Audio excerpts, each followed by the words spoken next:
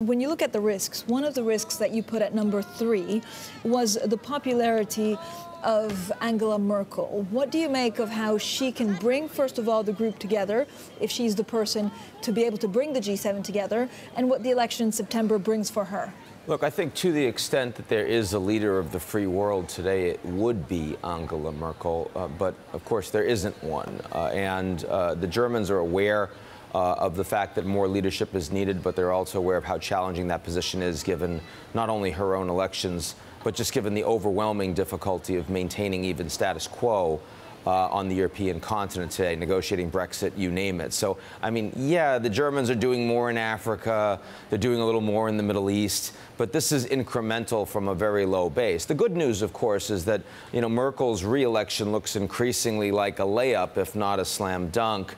You don't have the same populist challenges in Germany that you have in so many other countries. A solid over 80% of the German population believes the economy is doing well. Martin Schulz, running against Angela Merkel, has been focused primarily on the economy, not on migration, security issues, terrorism, others that potentially Merkel's much weaker. And so as a consequence, you've just seen his support evaporate over the course of the past weeks. And a solid win for Merkel is going to make it much easier in Europe. But from a global perspective, we're very, very far from that.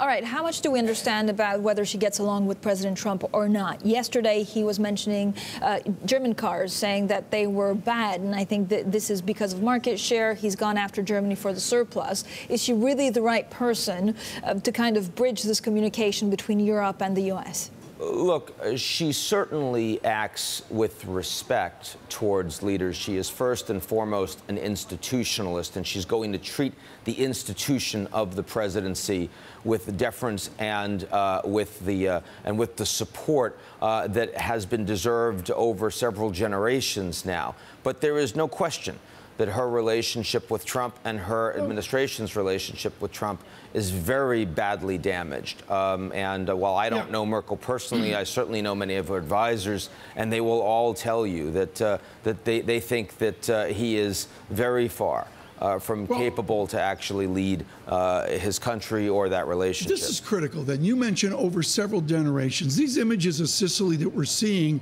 maybe a younger generation knows George Patton, the movie Patton, but the reality is a lot of American blood was shed moving up Sicily and up the spine of Italy generations ago. Have we now lost that? Is President Trump so screwed this up that we're forgetting the collective memory of that sacrifice? The Americans have forgotten the collective memory. Most Americans are not thinking about the Cold War and the Soviet Union, the importance of the Europeans as allies. Why not? Most Germans now are not thinking about, you know, sort of the wall coming down. Younger populations from both countries are saying, hey, you've neglected me.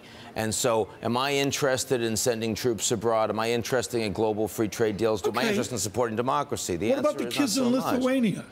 Yeah, well, the kids in Lithuania, you should have said Latvia or Estonia. Excuse me, I'm not Ian Bremmer. But no, but what about the Baltic states, wise guy? No, those two countries, of course, because they feel like they're right, you know, sort of in the teeth and the jaws of a Russian population and government that's going to cause a lot of security problems for them. That's why they're paying more for NATO than the vast majority of the allies are. But if you ask me, is the G7 or is NATO going to be driven by Estonia or Latvia, you don't even need to answer that question, right? It's the oddest of times.